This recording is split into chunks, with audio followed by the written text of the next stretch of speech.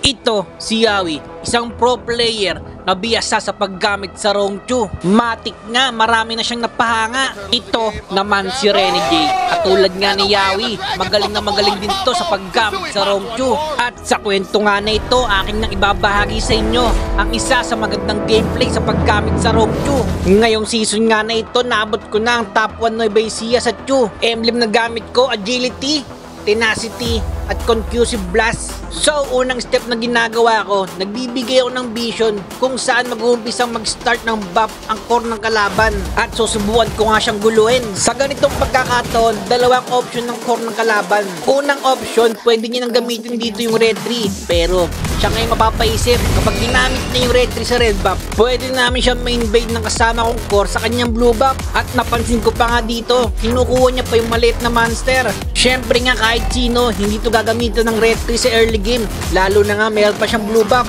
Kaya naman sinubukan ko pa itong kuhanin. Baka sabihin nyo nasa epic pa ako. Ang current rank ko nga ngayon ay mythic 20 star. Kayo ngayon magugulat dahil nga Chu only lang ako ngayong season. Kasama ko Lilia ay low health na at nakita ko nga nag-picker ang Novaria. Biruin nyo, meron na akong red buff at Concussive Blast. Idagdag mo pa ang passive ni Chu, kaya naman kaya ko siyang bigyan. Sobrang gap na nga ang core ng kalaban. Level 3 na nga ako dito at siya level 2 pa lamang.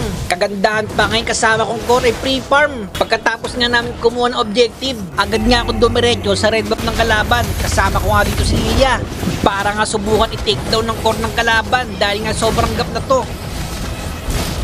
Sabay rotate nga sa god lane. Dahil nga gap na ang core ng kalaban, ang kanilang god lane naman ang aking papahirapan.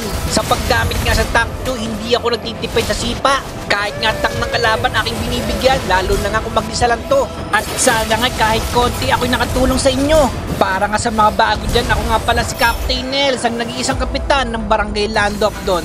Top global sa sariling mundo na laging nagsasabi, kwento ko to, kaya dapat ako ang bida. At kung hindi pa nga kayo nakapollow sa aking Facebook page, baka naman